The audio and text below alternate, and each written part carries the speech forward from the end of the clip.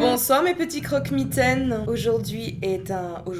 Ceci est un épisode spécial phénomènes paranormaux. Des proches, amis, connaissances, copains, copines, collègues me racontent leurs histoires et je vous les raconte là. Il s'appelle Bastien, elle s'appelle Julie Sarah, elle s'appelle Marie. Et aujourd'hui, je raconte leurs histoires glaçantes. La première histoire s'intitule Bastian me raconte qu'il était avec une charmante demoiselle à l'époque, maintenant est son ex, mais il était avec sa petite amie du moment qui était bretonne, elle l'est toujours. Ils sont allés en Bretagne dans sa famille, une famille qui est assez aisée, voire très très aisée. Puisque lui, il va passer sa nuit pendant ses vacances chez les parents de cette charmante jeune fille, dans le côté pavillonnaire de la maison. C'est pour vous dire la baraque. Cette histoire évidemment se passe la nuit, parce que le jour, ça va. Il est tranquillement dans le côté pavillonnaire, dans sa chambre, en train de se préparer à faire dodo. Il se dit, mais le côté Bretagne quoi, il y a la nature, on est tranquille, aucune route autour, pépère. Quand tout d'un coup, il entend le bruit d'une secoupe. Tout de suite, le bruit d'une secoupe. Il dit que c'est vraiment comme dans les films. Il a vraiment la sensation de se pose sur le toit. Et lui, il se dit, mais c'est pas possible. C'est quoi ce truc lourd, chelou, C'est quoi ce bruit? C'est un sort de Boeing qui se... un avion qui se pose tranquillement. Bref, pas aussi bruyant, bien sûr, mais quelque chose de très chelou. Mais ce qui devient encore plus flippant, c'est la lumière verte qui se met à traverser le Velux de sa chambre. D'accord. Tétanisé, malgré ses 2 mètres pour 110 kilos, faut savoir que rien ne lui fait peur, hein. Il est très baraqué. Et disons qu'il fait un métier... Tu peux éviter de faire bouger ma caméra? Comment niquer ses vidéos? Et il dit qu'il a l'habitude dans son travail de devoir en découdre. C'est quelqu'un de quand même costaud, coriace. Il a l'habitude d'en baver. Il sait ce que c'est le travail dur. C'est pas un mec qui flippe pour ce genre de choses. Et d'ailleurs, il y croit pas du tout. Il pense que c'est des conneries. Le genre de mec qui vont raconter, ou de nana à la télé, ou je sais pas où, toujours dans des émissions américaines cheloues, vous-même vous savez, qu'ils ont été kidnappés par des aliens, il est en mode c'est grotesque. Mais alors là, il était pétrifié dans son lit. Il savait pas du tout quoi faire. Et il avait aucune intention de se lever pour voir à travers le Velux de sa fenêtre. Parce que pour moi, le Velux, c'est une marque. Il y a un Velux de fenêtre. Un Velux, c'est une fenêtre, il y a le toit et t'as la fenêtre là. Voilà. Et ben ça se lâche. Il est terrifié dans son lit, paralysé, il ne sait pas quoi faire et son cerveau se met de toute façon à bugger. Bah c'est comme ça, hein, voilà, c'est normal. Il renonce dans ce genre d'épisode où tu es seul dans le noir, que ton cerveau se met à bugger littéralement parce qu'il se dit mais attends, ce n'est pas possible. Au début, tu te dis gentiment c'est quoi ce bruit? C'est une secoupe volante, une lumière verte et tu réfléchis. Et lui il s'est dit c'est peut-être un mec qui fait du tuning, qui a une voiture et qui fait n'importe quoi, qui a des lumières et tout. Vous savez les voitures vraiment de mecs qui se la racontent, qui ont construit ça et tout, qui sont passés dans Pimp My Ride, je sais pas. Mais il se dit mais non c'est pas possible. Et là il pense au fait qu'il y a peut-être des teufeurs dehors, mais il me dit mais non mais on est isolé, on est en Bretagne, il y a pas du tout, enfin c'est un rayon pavillonnaire, il y a le jardin et tout, mais c'est pas possible. D'ailleurs il se dit que dans le jardin, le bruit, la lumière, ça doit être encore plus impressionnant à voir, mais vraiment il peut pas bouger, il est tétanisé. Moi à sa place je me serais chié dessus depuis longtemps. Pour rajouter une petite odeur. La lumière verte commence à s'estomper petit à petit, à disparaître, ainsi que le bruit. Il est dans son lit, il sait pas quoi faire, et il s'endort tout simplement. Le lendemain, à table, il racontera son histoire à sa belle-mère, qui s'appelle Annie, son ex-belle-mère, et qui lui dira « Non mais attends, je vais plus dormir dans cette maison, moi c'est bon, déménage. Qu'est-ce que tu racontes ?» Et lui était en mode « Tu me connais en plus, Annie, tu sais que j'y crois pas à ce genre de conneries. Qu'est-ce qu'il a pu lui arriver ? Qu'est-ce que c'était ? » Moi j'ai pensé à un drone, parce qu'il y a beaucoup d'histoires de gens qui ont vu des trucs passer, mais l'armée elle va pas expliquer ses bails. Et le nombre de fois à mon avis où c'était des drones et ils testaient bien avant que ce soit devenu une marque rachetée par la Fnac, je sais pas. Moi je pense que ça devait être un délire comme ça. Après il y a ce qui s'appelle les terreurs nocturnes, et ça de toute façon on va en parler. J'en ai parlé avec Bastian, il est totalement sain là-dessus. Il sait ce que c'est et pour lui, c'en était pas. Il aurait pu à tout moment bouger. On ne saura jamais. C'est pour ça que ça reste une histoire glaçante. Cette deuxième histoire me vient aussi de Bastian. Décidément, il lui en arrive des choses. Cette histoire s'intitule Une terreur nocturne est une parasomnie, consistant en un trouble paroxystique et spectaculaire du sommeil survenant en début de nuit et en une phase de sommeil lent, profond. Le sujet a ensuite une amnésie complète de l'épisode. La terreur nocturne se rapproche du somnambulisme. Cependant, elle est très différente du cauchemar, qui survient plutôt en fin de nuit, en phase de sommeil paradoxal et dont le sujet garde le souvenir. Donc, l'histoire de Bastian, cette deuxième histoire, me permet d'introduire le mode un peu voix off. Je vous raconte en voix off ce qu'il m'a écrit et tout ça, bien sûr, dicté par des images. Une nuit, comme toutes les nuits, je dormais seule dans ma chambre. Soudain, j'ai senti dans mon rêve que je m'étouffais. A priori, ce sont des symptômes classiques d'apnée du sommeil. En gros, tu ouvres les yeux, tu respires enfin et tu prends une grande bouffée d'oxygène. Sauf que là, j'ai les yeux ouverts, je suis réveillée et je ne peux toujours pas respirer. Le pire, c'est que je peux pas bouger. Je sens un truc en moi comme qui fait obstacle. Je flippe, je m'étouffe et je pense à un signe de croix. Je sens un truc que j'ai jamais ressenti sortir de ma gorge, de ma bouche, avec un bruit ressemblant à un bruit de centrale vapeur qui expulse de l'eau vaporisée. À la sensation et l'audition s'ajoute la vision car je vois clairement une masse nuageuse blanchâtre ou grisâtre partir vers mon plafond et s'évaporer. Et là, le silence. Je peux bouger, respirer. J'écoute tout, mes yeux grands ouverts regardant le plafond, partout dans ma chambre, mais plus rien. Vraiment flippant. Quand j'ai cherché à savoir ce qui s'était passé dans le passé de cet appartement, j'ai découvert que la personne qui habitait avant moi, une personne âgée, une vieille dame, venait tout juste de mourir. Justement, j'ai eu cet appartement car elle venait de partir en EHPAD. Et juste après, j'ai appris qu'elle était décédée. À cette époque, j'avais vraiment eu peur. J'étais pétrifiée. Un grand gaillard comme moi. Elle voulait pas de mal de moi, je pense. Elle s'est juste posée sur moi. Une dernière fois avant de partir. J'ai vraiment vu tout ça. Je suis très terre à terre. Je crois pas à tout ça. Mais au vécu, c'était vraiment un sale truc. Bastian, je te crois. Le nombre d'histoires que je vous ai racontées de proches, alors on n'est pas proche avec Bastian, mais c'est un super collègue de travail que je recommande à tout le monde, un super comédien. Je lui fais confiance. Et voilà. Je vous ai parlé en parallèle, évidemment, de l'apnée du sommeil. Enfin, ça c'est Bastian qui l'a évoqué. Mais je vous ai aussi parlé des terreurs nocturnes. Il faut savoir que les terreurs nocturnes, souvent, on va vouloir les catégoriser et dire, vu que t'as fait ça, c'est forcément ça. Chacun a son vécu. Toutes les terreurs nocturnes sont différentes. Et même si c'en était une, ça montre que son corps et son cerveau ont ressenti des choses cette nuit-là. Et que ce soit juste dans sa tête, ça veut pas dire qu'il a tout imaginé, bien au contraire. Ça veut dire qu'il se passe des choses et qu'il les a ressenties très fort à ce moment-là. C'est mon avis personnel, mais je pense qu'on est très déconnectés les humains maintenant de tout. Ce qui est drôle puisqu'on cherche sans cesse à trouver la Wi-Fi et à se connecter. Et je pense qu'il y a beaucoup de choses qui nous viennent de la Terre. Je rappelle que la Terre est un aimant, faut pas l'oublier. Et les aimants, ça attire beaucoup de choses. J'appellerais pas ça forcément des esprits, même si ce serait possible, parce que nous, on a du magnétisme en nous aussi. Mais il y a beaucoup de choses qui peuvent être terrifiantes parce qu'on n'a pas pris le temps de les expliquer et de les voir sous un autre jour beaucoup plus bienveillant. Voilà, on en a fini avec les histoires de Bastian. J'espère qu'elles vous auront plu. Merci Bastian pour ta confiance et j'espère que ce seront tes dernières histoires terrifiantes. Ou glaçante. C'est dur, hein, flippante, terrifiante, glaçante. La prochaine histoire est celle de Julie Sarah. Cette histoire s'intitule... Alors Julie, avant de commencer, il y a un passage dans ce que je demande qu'elle m'envoie des vocaux, comme ça je suis sûre d'avoir sa voix sensuelle et les détails. Il y a un moment, t'étais un petit peu fatiguée dans tes messages, et je t'avoue que je me suis déconcentrée du coup, et je réécoutais, et j'étais en mode, mais je n'arrive pas à comprendre un truc. il est un peu tard pour te demander, mais en gros, je vais faire l'impasse sur...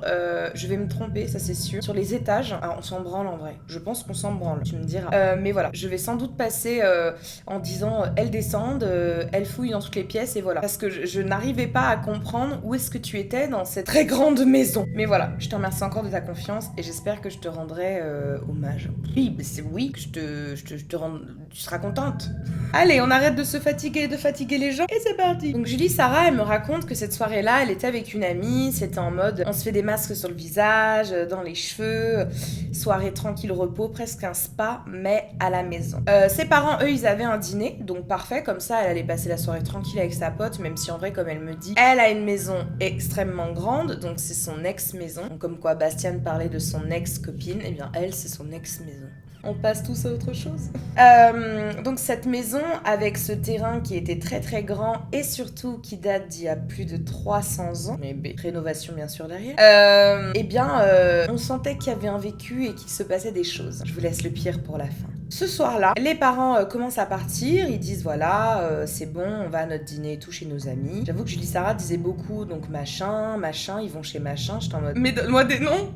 Ils laissent les filles seules et elles continuent leur soirée en mode best friends, on profite de la vie. Pourquoi je pense cet accent, je ne sais pas. Quand tout d'un coup, elles entendent, cette phrase c'est vraiment la phrase bateau qu'on entend dans toutes les vidéos, désolée. Elles entendent des bruits de talonnettes au rez-de-chaussée. Oui, parce que la maison est tellement grande que je vais utiliser des termes comme premier étage, rez-de-chaussée, des choses comme ça. Vous savez, tous les trucs que nous, la classe moyenne, on n'a pas l'habitude, sauf s'il y a un héritage. Et du coup, elle entend à l'étage en dessous, donc au salon et tout, donc des bruits de pas. Mais des bruits de pas forts. Elle se dit, bah, c'est quoi, c'est mes parents qui ont oublié un truc. Donc elle se met à dire, maman, c'est toi, t'es de retour, vous avez oublié quelque chose? Pas de réponse. Elle dit à sa pote, mais on est d'accord que j'ai bien entendu, que j'ai entendu. Sa pote, elle dit, ah bah oui, j'ai entendu aussi les bruits de pas et tout, t'inquiète. Rien. Donc elle envoie un SMS à sa mère en disant, coucou maman, est-ce que vous êtes repassée à la maison, vous aviez oublié quelque chose? Et sa mère, elle fait, non, on vient d'arriver chez les amis. Ça se passe dans le 91 à Villebon-sur-Yvette. On se rappelle de Tatiana, de la maison aussi. C'est mes premières histoires. C'était à Palaiso. Ouh là là là là. Et donc, elle décide avec sa pote de descendre parce que un de ses plus gros flips, c'est qu'il y a des cambrioleurs, parce que bah c'est possible, surtout dans des villes un peu... Les gens ils disent campagne, mais en vrai c'est pas ça la campagne, les gens. Allez à la campagne pour voir et vous verrez. Mais voilà, ce côté un peu banlieue, mais banlieue pavillonnaire. Voilà, c'est exactement ce que je cherchais. Il peut y avoir pas mal de cambriolages, surtout dans des grandes maisons comme ça où c'est facile de se cacher. Sauf que vous verrez par la suite. Suspense. Sa plus grande peur à Julie Sarah, c'est que son chien soit tué. Oui, des fois on va dans des cas extrêmes, hein. J'ai déjà pensé à ça aussi. Putain, s'il y a des cambrioleurs quand je suis pas là et qui tuent mon chat, je fais comment? Oui, je suis team chat. Mais team Shiba Inu en chien. En fait, je suis team chat et chien. Pourquoi je parle de ça? Elle a une chienne qui est âgée à l'époque et qui est un peu sourde, voire carrément. Donc elle se dit, s'il l'a tué et tout, bah je pourrais pas savoir s'il y a des cambrioleurs parce qu'elle aura pas eu le temps d'aboyer. Elle décide avec sa pote de descendre, donc elle s'habille, histoire de, comme elle me dit textuellement, et avec un côté très cru, hein, Julie Sarah, on se ressemble là-dessus. Elle dit, on s'habille pour avoir de la matière sur nous, histoire que si on se fait violer, ça prendra plus de temps. C'est une possibilité. C'est genre, pardon, c'est vrai que... Non mais j'avoue, moi je pense plus au meurtre tout de suite, mais effectivement, il y a d'autres paramètres à prendre en compte qui sont glauques. Elle a une main en bois, j'ai bien compris, bon bref, une matière tout à fait dure, hein, solide, et où il y a des bijoux. Moi je me souviens que c'est des mains en bois normalement. Il y a des bijoux dessus, et donc elle la prend et elle se dit, si elle la met sur la rampe de l'escalier, ça va faire du bruit, et du coup les gens ils se diront qu'il y a vraiment quelqu'un et qu'il faut qu'il se barre, et elle veut faire peur s'il y a des futurs cambrioleurs ou des ravisseurs ou des trucs chelous quoi qui sont chez elle. Elle prend la main et au moment où elle la prend pour faire du bruit, le truc explose entre ses mains. Donc déjà, t'es flippé qu'un truc comme ça vienne de t'arriver. C'est comme si tu prenais ton téléphone portable et que d'un coup il se brisait en 1000 morceaux dans tes mains. What the fuck? Avec sa pote, elle continue de descendre les escaliers pour atteindre les autres étages. Elle se met à fouiller toutes les pièces. Là, c'est le moment que j'ai pas compris, Julie Sarah, même en réécoutant 15 fois le message. Donc c'est pas grave parce qu'en vrai, on s'en branle de dire que t'es passé à gauche ou à droite et que t'étais au 3e au lieu du premier étage. Ça va. Elle fouille toutes les pièces et elle voit qu'il y a rien du tout. Et quand elles arrivent dans la chambre de ses parents, au moment où elle ouvre la porte, elles entendent juste derrière elle. Elles se mettent à hurler. J'aurais fait pire, je pense que j'aurais fait... Elles prennent les clés, elle prend le chien, elle a le temps de faire tellement de choses, Julie Sarah. Moi, je serais tombée, j'aurais bavé... j'aurais perdu le contrôle. Elle, c'est une super héroïne. Je vous ai dit, on est que avec des Avengers en ce moment. Elle prend le temps de fermer, comme ça elle se dit en plus qu'elle va enfermer les gens qui sont à l'intérieur s'il y a des gens. Donc vraiment, elle a le temps vraiment d'une psychologie impeccable. Moi, je veux dire, je serais en mode, ouais, la porte, elle est où déjà? Elle appelle ses parents, elle raconte ce qui s'est passé. Sa mère, elle lui dit que son père est en route avec un ami pour les aider. Et elle s'enfuit dans le jardin, qui est très vaste. Donc c'est bien parce qu'elle me dit que tout paraît glauque, tellement c'est vieux. Enfin, c'est vieux, l'existence, parce que ça fait, bien sûr, c'est très beau, très propre, très neuf. Mais en plus, la grande baraque, qui limite, on dirait un manoir, elle m'a pas dit ça, c'est moi qui dis ça alors que j'ai même pas vu la maison. Le jardin très grand, enfin bref, Villebon-sur-Yvette.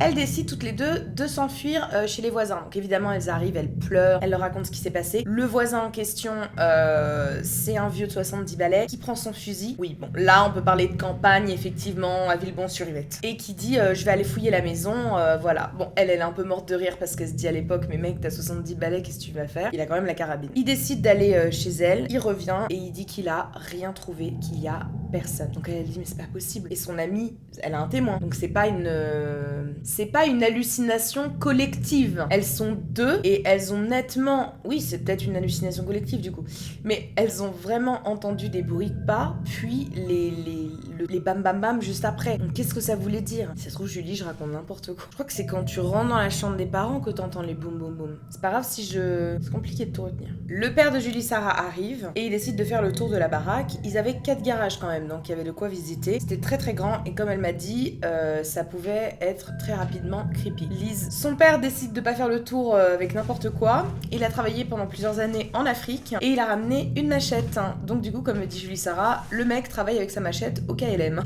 Donc du coup, il a fait tout le tour et tout. Il revient voir Julie Sarah et son ami et il lui dit mais tu sais chérie, j'ai rien vu. Elle lui dit mais c'est pas possible. On a entendu, on n'est pas folle. Il s'est passé ça, ça, ça. C'est le soir de sa vie où elle a eu le plus peur. Et je comprends.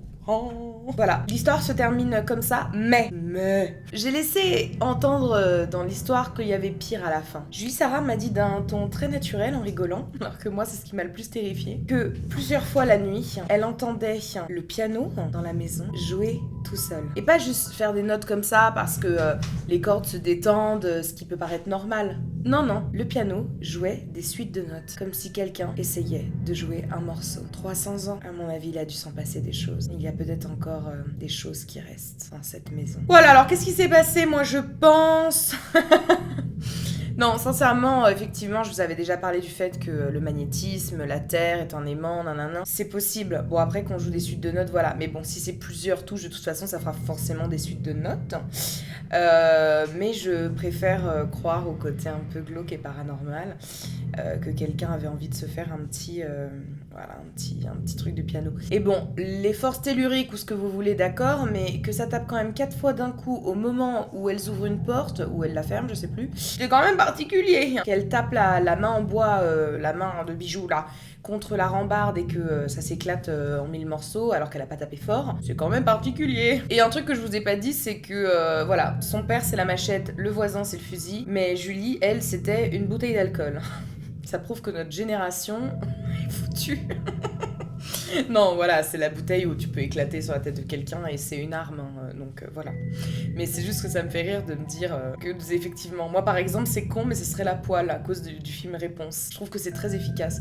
Tu te dis, je peux me protéger, ça fait bouclier, je peux assommer la personne sans risquer de la tuer, parce que bon, après, faut vivre avec ça. Même si c'est une personne qui te voulait du mal, faut vivre avec ça. Voilà, l'histoire de Julie Sarah est terminée, heureusement.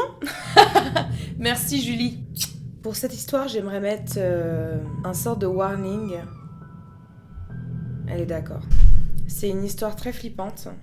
Donc ceux qui ont trop peur, je comprendrai. La fin est assez glaçante, donc courage. J'ai peur de vous la raconter, c'est pour vous dire. C'est l'histoire de Claire. Et cette histoire s'intitule... Claire, à l'époque, elle décide... Attends, c'est avec quel membre de sa famille? J'ai les autres membres, mais j'ai pas les invités dans la tente avec elle. Je devais avoir... Ah oui, c'est vrai. C'est parti. Claire me raconte que quand elle avait aux alentours de 10-13 ans, voilà, c'était l'été, elle était avec son frère et sa sœur dans une tente et ils avaient voulu profiter de cette chaleur de l'été, du summer vibes, pour aller dans la tente dans le jardin. Qui n'a jamais voulu faire ça? Moi je sais que je faisais ça dans mon balcon, qui était un grand balcon puisque c'était une loggia. La nuit, moi je rêvais de dormir là, mais je finissais tout de suite par retourner dans mon lit parce qu'en vrai, dormir dans une tente ça peut être très chiant au bout d'un moment. Bref, eux ils sont dans une super tente, ils sont bien, ils sont en plus avec leur petite lapine qui est dans une cage avec eux, lapine de l'époque, et puis voilà, ils se préparent à faire dodo et tout. Sauf qu'au bout d'un moment, ils commencent tous dans la tente à entendre des bruits de pas, plutôt quelqu'un qui se déplace, quelque chose, ils savent pas vraiment. Et en fait c'est du côté où sa sœur dort dans la tente que le bruit se déplace. Évidemment sa sœur elle flippe, elle demande à Claire de la rejoindre quoi, de se coller à elle, sauf que Claire elle dit bah non parce que si je bouge ça pourrait peut-être déclencher quelque chose dont elle veut pas savoir quoi. Donc elle flippe toutes, dont son frère qui entend aussi les choses, et ils décident d'appeler leurs parents. Et vu que la mère de Claire heureusement c'est une grosse stressée de la vie, elle répond au téléphone et elle demande à ses enfants ce qui se passe et Claire lui raconte en chuchotant et donc la mère dit j'arrive tout de suite. Aussi Claire me dit moment pas du tout gênant et pas du tout flippant, en gros c'est pile à ce moment là qu'elle réalise que son portable n'a presque plus de batterie. Heureusement elle arrive à joindre sa mère juste avant que son téléphone ne s'éteigne. C'est toujours comme ça dans la vraie vie, en fait les films d'horreur ne nous mentent pas. On a toujours la poisse dans les moments glauques. Super glace. Elle ouvre porte ou la baie vitrée, je ne sais plus, et elle voit au loin la tente, sauf qu'elle approche pas. Et d'un coup Claire elle entend sa mère dire au loin Jean-Luc viens voir ce qui se passe. Et pour que sa mère se mette à chuchoter et ne rentre pas dans le jardin, ni son père par la suite, c'est qu'il devait se passer quelque chose de grave. Claire du coup elle stresse, tout le monde commence à péter un câble en mode qu'est-ce qu'on fait? Et en fait il s'agissait d'un hérisson qui mangeait une pomme. Vous avez eu peur, hein? Elle me dit que ça fait beaucoup de bruit un hérisson qui mange une pomme. Genre c'est parce qu'en fait, au bout d'un moment, il y avait une sorte de souffle, une respiration assez forte, comme un chien. Et elle se disait, bah, il y a les deux chiens, un peu Golden Retriever, Bulldog, je sais plus ce qu'elle m'a dit comme race, mais voilà, peuvent être vite foutre la trouille. Golden Retriever, ça fait pas peur. Et en fait, de leurs voisins, c'était les chiens des voisins. Mais ils sont adorables. Donc elle disait, c'est pas possible. On sentait vraiment quelque chose comme, attends, comment ça se dit? Une proie, donc, on aurait dit un prédateur qui cherchait, qui sentait, qui se rapprochait et tout. C'était un hérisson. Wouh! Et surtout le flip de la mère, genre, viens voir ce qui se passe. Et en fait, genre, merci maman pour ce gros stress. J'ai cru que t'avais vu, je sais pas, un mec avec une machette dans mon jardin. J'espère que ces histoires vous auront plu. Il y a plein de nouvelles choses qui arrivent. Je vais essayer d'être très active cet été. J'avais déjà une vidéo où je vous avais promis d'être un peu plus active, mais en fait, ça demande énormément de travail et de temps libre. Vu qu'à l'extérieur, j'ai des projets professionnels qui se sont enfin réalisés, j'ai eu moins de temps et pour être honnête, moins l'envie aussi. Parce que même si c'est mon bébé, cette chaîne YouTube, c'est très difficile pour le moral de faire des vidéos qui ont peu de vues et surtout qui n'ont l'émotion, qui n'ont pas de commentaires en fait. J'en discutais avec des amis qui commencent YouTube comme moi et en fait, on n'est pas là pour avoir des millions d'abonnés un jour pour être youtubeur professionnel. Nous, ce qu'on veut, c'est par exemple, imaginons, on a 1000 abonnés, mais sur les 1000, il y en a vraiment 700, gros exemple bateau qui malheureusement n'existe pas vraiment, qui like, qui commentent, qui sont présents, une toute petite communauté, je m'en branle, mais vraiment, qui soit présente au quotidien, ce serait génial. Hey, j'ai vu ta vidéo et tout. Juste ça. J'ai pas trop aimé cette fois-ci parce que moi, je crois pas trop au paranormal. Je préfère tel genre d'histoire. Parfait. Ah, il y a ce décor dans la vidéo qui m'a fait rire. Woody. Voilà, des choses comme ça.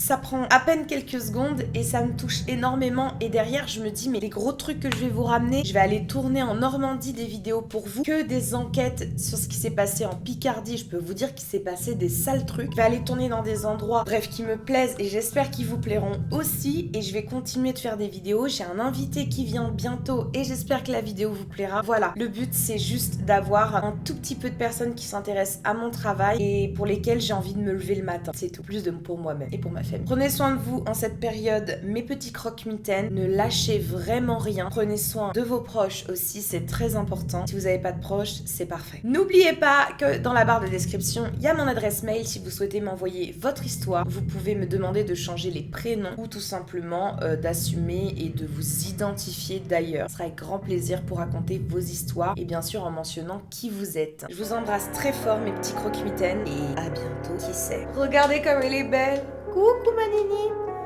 Tu fais un coucou.